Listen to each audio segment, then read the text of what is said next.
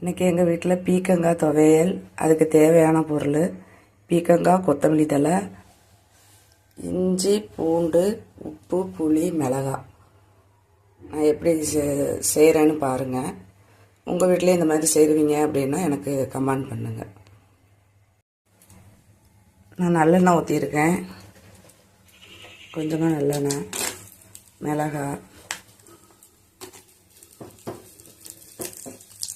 இஞ்சி, பூண்டு இந்த மாதிரி நல்லா வணக்கிக்கங்க. வணக்கிக்கிட்டு மிக்சிலேயே அம்மியிலே வச்சு அரைச்சி நல்லெண்ணெய் ஊற்றி வச்சுக்கிட்டோம் அப்படின்னா 2-3 நாளைக்கு கூட வச்சு சாப்பிடலாம். பீக்கங்காய் தோல் துவையல் ரெடி.